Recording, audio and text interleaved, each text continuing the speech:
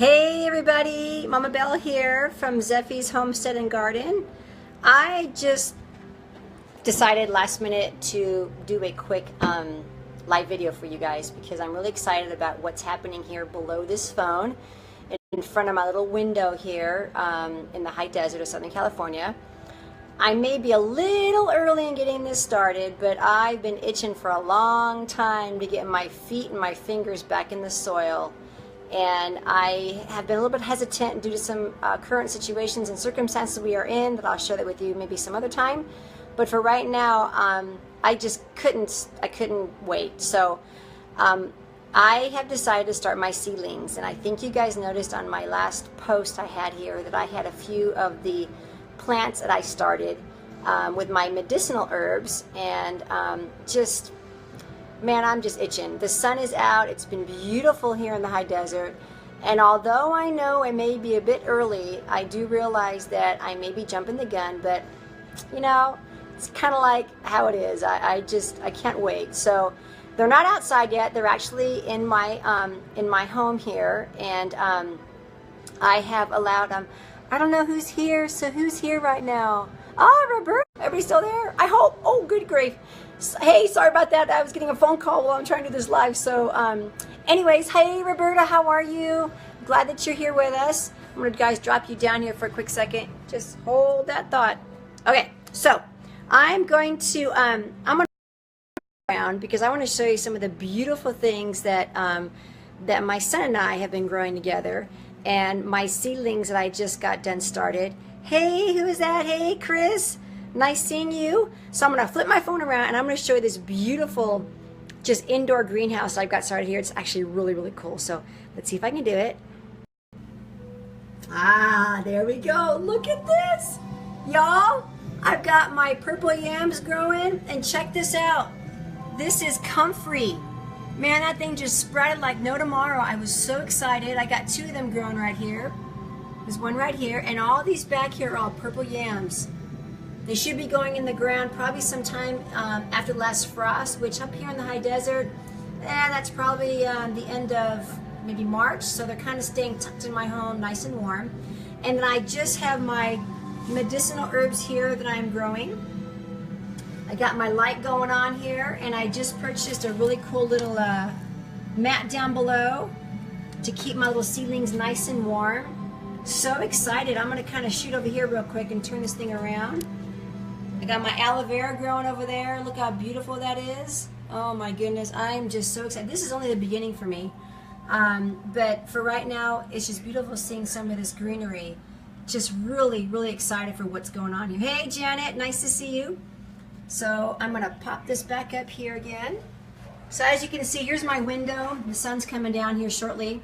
And I have my little light going on, as you guys can tell down below. I don't know if you can see that, but anyways, I just had to show that to you guys because I was so excited for what I'm growing down here. And I know it's not really producing much right now, but man, you know, the season's coming around the corner.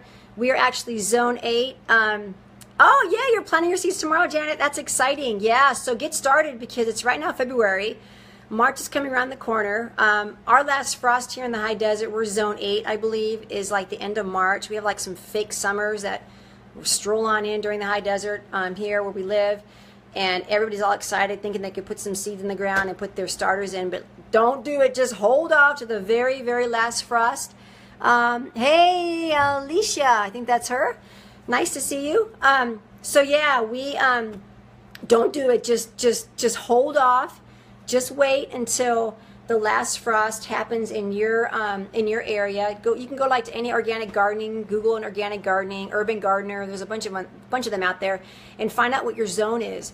Excuse me, and be able to understand the dynamics of where you live, because everybody has a different zone, a different season, and different frost times. So again, high desert, zone 8, probably the end of March, but I'm getting started. I'm gonna flip this phone around again and show all you guys. Oh, look at this. Okay, the sun's going down, my little greenhouse. I'm going to kind of bring you around here. Here we go. I got purple yams growing. I got some comfrey going on. Great medicinal herb right there. Hey, Ann Wood. Nice to see you. I got some peppermint, some oregano growing on. These are all from last year that I pulled from the ground. I'm putting them in starter pots. And then over here is my medicinal herbs. Hey Laurel, how are you? Tamar, nice to see you. These are my medicinal herbs. I'm growing chamomile, I'm growing Korean hyssop, I've got some valerian, I've got some toothache, some really nice things that should hopefully be coming up maybe in the next week. I know it's not that much to look at right now. And then I'm going to show you guys something real quick here. This is like the best. This is my soil. Check this out. Whoa! Let's see. Oh my gosh, look at that. This is called Happy Frog. I buy this over at the hydroponics in my area. Normally I get Happy Frog and some cocoa, not cocoa, but cocoa mush or something like that, cocoa mash or some cocoa loco or something like that. It's actually the husk of the coconuts. And I normally blend the Happy Frog with that, but I was only able to get this one bag. But that's beautiful, beautiful soil to get your starters going. So again, there we go. Beautiful little greenhouse going on. So get planning, folks. Get started. Tomato season is going to come around the corner sooner than we all think, and be able to enjoy the benefits of eating not just locally, but also eating within within what you plant. You know your soil. You know where your food comes from. It's so important to be able to know where your food comes from. Everything so much now has been tainted and polluted, and you just have no idea. So if you can local garden, golly, you know what? Simple. If you can't do a local garden outside with beds or raised beds, do something indoors. Do what I'm doing right here. I mean, this is very doable.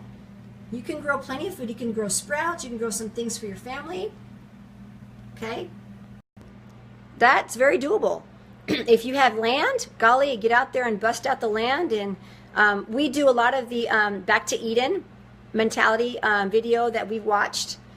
So now my land's been kind of resting for some time. I'm not too sure I'm going to be gardening a lot this year outside. I've got some stuff going on part of my house, but for the most part, my beds have been pretty much done for the season. But yeah, just get out there with your children, get in the soil. Oh, it's so good for you to get your feet and your fingertips dirty, and oh, grounding, it's wonderful. It's such educational lessons you can teach your children about gardening. I mean, you can do school in a book, or you can do school outside. I'm telling you, it's a wonderful way for your children to learn how to know where their food comes from, how to be able to grow, to see a seed go in the ground, okay, covering it with dirt, watering it, and watch it sprout up. I mean, all the stuff you guys all buy at the grocery store, me included, I buy things at the grocery store, takes time. I mean, I eat a lot of romaine, Hey Janet, I want to go to Back to Eden gardening. I know. I'm thinking that they may even have like some kind of a school going on. So we'll see. Hey, Cole Davis, nice to see you. So yeah, you know, when you go to the store and you see all the rows of like romaine and carrots and cucumbers, that took time. Those are seeds. Those are seeds that have been put in the ground, that have been watered, tended to, and cared. And then it gets, you know, harvested and goes to the grocery store and you buy it. When you grow your own food at home, you realize how long things like that take. And it really shows you a sense of appreciation for farmers. I mean, we are so much into local farming and local communities, buying direct, grassroots family businesses. It takes time to have that seed you plant in the ground grow to where it needs to be harvested for you to enjoy. So when your children see that, and they see the seed going in the ground, and they wait and they wait and they wait, and they're like, oh my gosh, tomatoes are popping up, or oh my gosh, there's cucumbers. Big deal. It just changes your perspective on how really our food is meant to be eaten, actually grown and eaten. So get out there and garden this year, but let me give you a warning, hold off. Don't let the sunshine and the warm weather fool you, because we are still in winter. Winter hasn't ended yet. Spring has not come. So you all have to wait for your last frost to hit. Again, the high desert is zone 8, where I live, okay, high desert. You guys all have different zones in different parts of the states where you all live. And you need to find out when your last frost is. So if I would put, give you an idea, if I would put these guys out right now, okay, if I put those guys out right now and be fooled by the weather in the high desert, it's been like in the 70s and 80s over here now the past week. I'm telling you now, those plants, the next frost, because we haven't had a last one yet, would go down. I'd waste all my time and everything would go flat. So I'm holding off, keeping my things in my home, making sure everything is kept warm, watered, and when the last frost hits, I will end up putting them outside. So again, thank you for joining me. I know it was a last-minute ditch effort to put together a little live video here for you guys, but I was just so excited to show you my plants. I love my plants. I love gardening. I love homesteading, and to be honest, I'm just like little peon homesteader, okay, compared to some people that I really know that are like seriously big homesteaders. But I'll one day go from peon homesteader to like really large scale. Well, large scale for me and my family of 7. So anyways, you all have a great day. It's getting late here. Got dinner rolling. Have a wonderful evening. May you be blessed and have the shalom of our Heavenly Father. Alrighty, bye-bye.